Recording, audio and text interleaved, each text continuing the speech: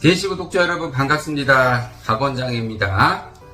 자, 오늘은 반려동물 건강검진에 대한 이야기를 좀 간략하게 해보려고 합니다. 건강검진 항목 세세하게 하나하나를 다 말씀드릴 필요까지는 없을 것 같고, 병원에 가서 뭐 애들이 건강검진 해야 돼요, 어떤 항목들을 해야 돼요, 뭐 이런 질문들을 했을 때, 그리고 병원에서 우리는 건강검진을 어떤 것들을 합니다 하고 막 이것저것 엄청나게 많이 써놓은 것들을 봤을 때 이제 우리가 그걸 어떻게 구분할 것이냐 라고 하는 거에 대한 거죠. 뭐 가장 기본적으로 아이들이 오면은 이제 심장병이 발생할 가능성이 있는 아이냐, 심장병이 발생할 가능성이 없는 아이냐, 즉 7살 이상의 노령의 환자냐, 7살 이하의 노령의 강아지냐, 이거에 따라 이제 심장 초음파를 볼 거냐 안 볼 거냐가 결정이 되겠죠. 이거.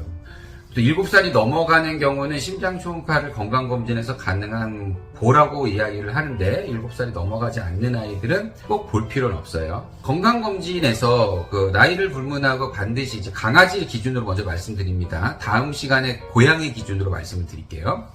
강아지 기준으로 건강검진을 왔을 때 가장 기본이 되는 것들은 아이의 어떤 상황에 대한 이야기를 보호자가 하는 거잖아요. 강아지가 자기의 어떤 이상 신호에 대한 이야기를 하지 않습니다. 그렇기 때문에 이게 미니멈 데이터베이스라고 하는 게 있어요. 미니멈. 어떤 것들을 하기 위해 우리가 최소한으로 알아야 되는 것들.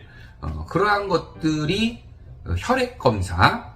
혈액검사라고 하는 것은 뭐 혈구검사와 뭐 간수치, 신장수치, 췌장수치, 단백질 수치, 뭐 여러 가지들을 포함한 전체적인 혈청검사, 그 다음에 전해질 검사, 요게 가장 기본이 되는 혈액검사입니다.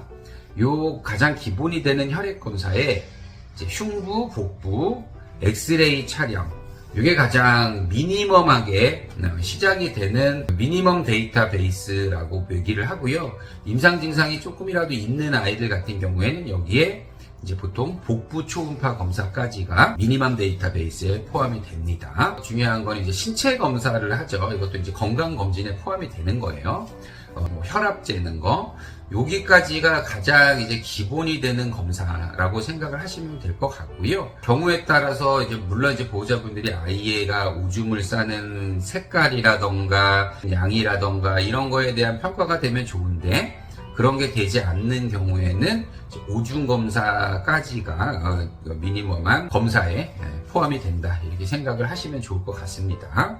이제 뭐 여기에 이제 눈과 관련된 안과 검사를 한다, 뭐 이빨과 관련된 치과 검사를 한다, 뭐 이러한 내용들이 쭉 들어가게 되는데, 실은 치과 검사라고 하는 게 육안적으로 검사를 하는 거는 그냥 신체 검사 정도에 포함이 되는 거고요.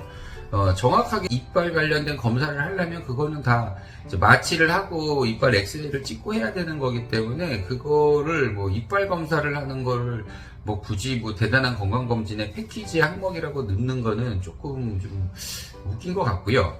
그 다음에 이제 안과 검사 같은 경우도 일반적으로 보통 육안적인 평가를 해보고, 그건 이제 일반 신체 검사에 들어가는 거니까 육안적인 검사를 해보고, 이제 안과 쪽으로 어떤 문제가 좀 있는 것 같다라고 하면은 이제 기본적으로 보는 게 뭐 눈물량 검사도 하고 안압 검사도 하고 뭐 이런 것들을 합니다. 근데 이제 뭐 겉으로 봤을 때 큰 이상이 없어 보이고, 보호자분들도 그 눈 쪽 관련된 특별한 이상 신호를 감지하지 못하는 경우에 굳이 매번 뭐 눈물량 검사를 하고 안압 검사를 굳이 할 필요는 없는 거고, 결국은 눈 쪽과 관련된 부분도 이상이 있다라고 판단이 되면 이 정밀 검사를 해야 되기 때문에, 그렇게 되면은 슬릿 램프도 보고 뭐 이런 거가 되는 겁니다. 그래서 안과 같은 경우도 육안적 검사 이외에 건강검진 항목으로 들어가게 될 경우에는, 할 거면은 아예 정밀하게 검사가 될 거냐 아닐 거냐 이런 것들을 판단한 이후에 이제 결정을 해주시는 게 좋을 것 같다는 이런 생각이 들고요.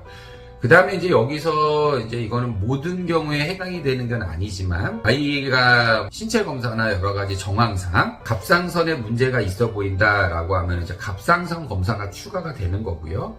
쿠싱에 좀 의심이 돼 보인다라고 하면 이제 여기서 쿠싱 검사가 추가가 되는 거고, 요즘 같은 경우에는 이제 콩팥과 관련해서 혈액 검사상, 그러니까 일반적인 신장 수치를 보는 검사상에 문제가 없다라고 판단이 되어도 나이가 있거나 이제 조기에 신장이 안 좋아지고 있는지를 확인하기 위해서 SDMA라는 검사와 오줌 검사를 두 개를 일반 기본 그 검사에 포함을 해서 하는 경우들도 많이 있어요. 요거는 이제 보호자분들의 선택사항이 되겠죠. 이렇게 되는 경우들이 건강검진 항목이다 이렇게 이해를 하시면 좋지 않을까 싶습니다.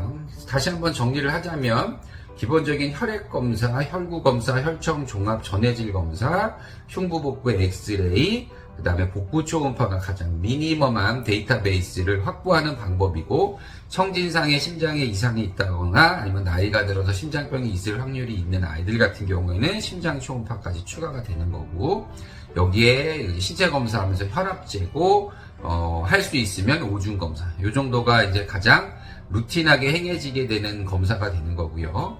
이빨 관련되는 거는 신체 검사로 보지만 문제가 있다 생각하면 그건 별도로 마취를 해서 치아를 확인해야 된다. 눈 같은 경우도 유관적인 검사를 하지만 문제가 있다라고 판단되면 이 부분들도 정밀 검사로 들어가는 거지 일반적인 건강검진 항목에서 체크를 할 수 있는 영역은 아니다라는 거 정도 이해를 해주시면 되고요.